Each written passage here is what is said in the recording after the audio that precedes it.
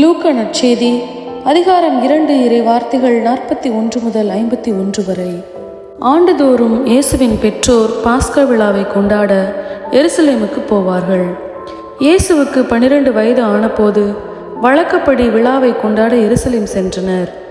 விழா நாட்கள் முடிந்து அவர்கள் திரும்பிய போது சிறுவன் இயேசு எருசலேமில் தங்கிவிட்டார். இது அவருடைய பெற்றோருக்கு தெரியாது. பயணிகள் கூட்டத்தில் அவர் இருப்பார் என்று எண்ணினர். ஒரு நாள் பயணம் முடிந்த பின்பு உறவினரிடையேயும் அறிமுகமானவர்களிடையேயும் அவரை தேடினர். அவரை காணாததால் அவரை தேடிக்கொண்டு எருசலேமுக்கு திரும்பிச் சென்றார்கள். 3 நாட்களுக்கு பின் அவரை கோவிலில் கண்டார்கள்.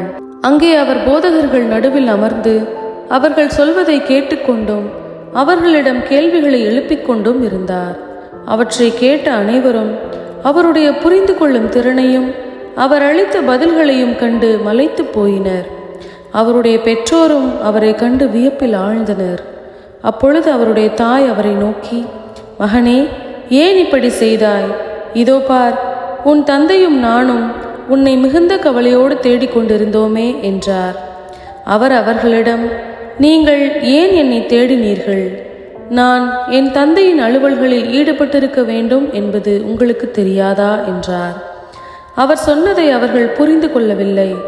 பின்பு அவர் அவர்களுடன் சென்று நாசரேத்தை அடைந்து அவர்களுக்கு பணிந்து நடந்தார். அவருடைய தாய் இந்நிகழ்ச்சிகளை எல்லாம் தமது உள்ளத்தில் பதித்து வைத்திருந்தார். இது ஆண்டவரின் அருள்வாக்கு. இறைவா, உமக்கு நன்றி.